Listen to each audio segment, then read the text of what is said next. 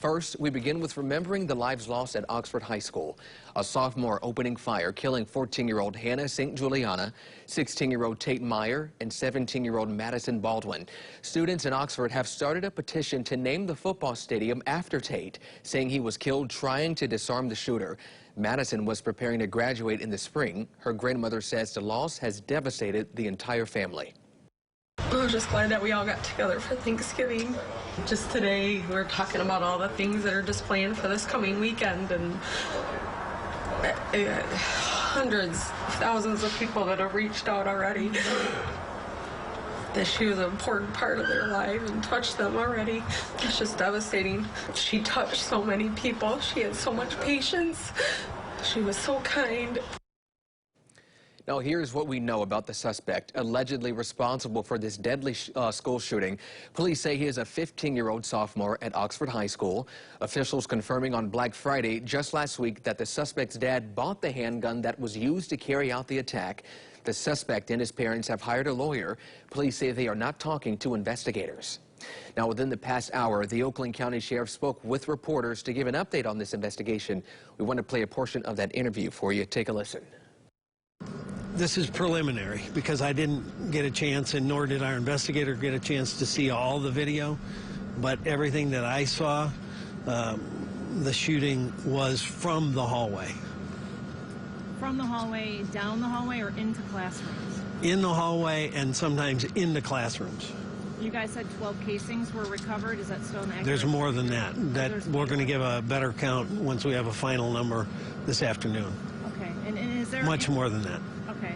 And of the victims that have been identified, deceased and the ones that are injured, does there seem to be any connection between the students and the shooter? Does not seem to be any connection, and based on what I saw in the video, it appears to be random.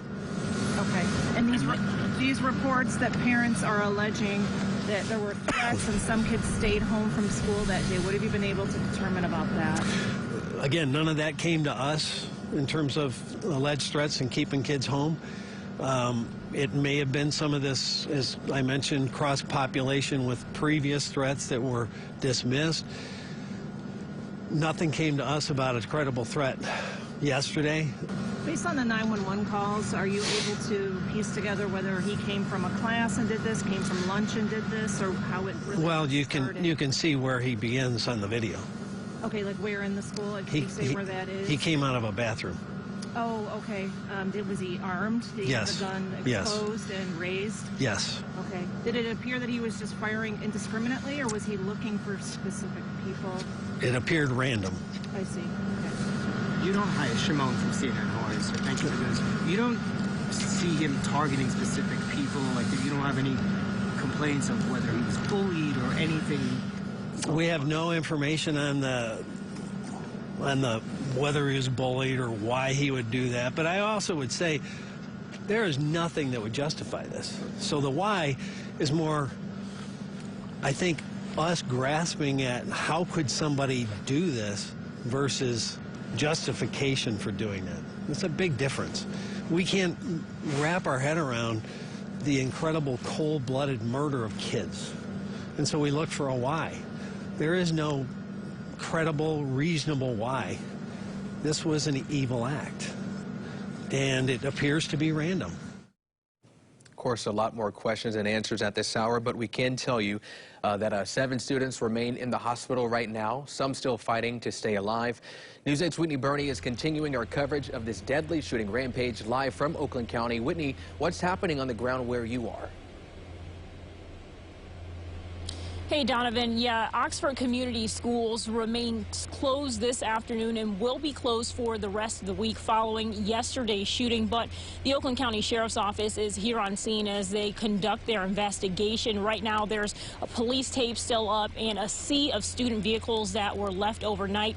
Here's what we do know about the students that were injured in yesterday's shooting. In addition to the 3 students that were killed, several students remain hospitalized. 3 students are in critical condition.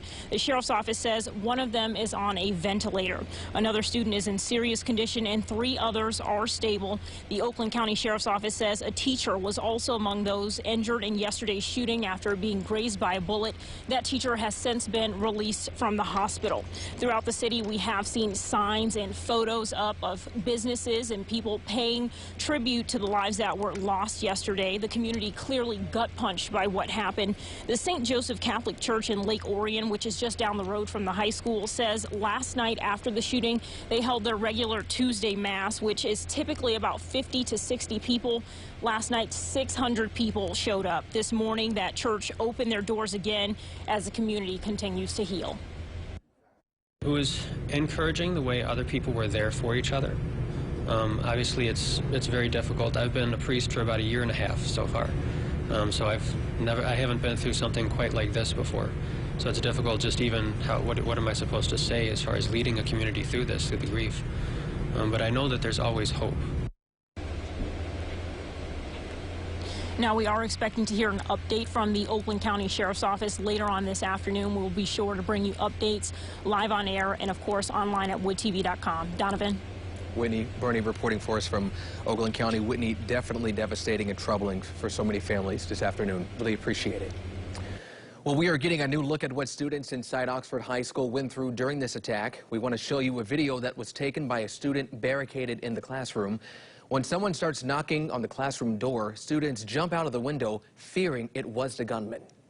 Now, we're not willing to take that risk right now. I can't hear you.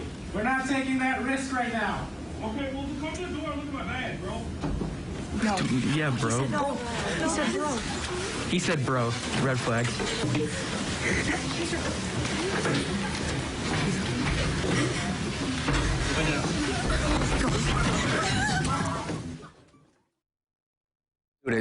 These students were able to get to another portion of the school that deputies had cleared.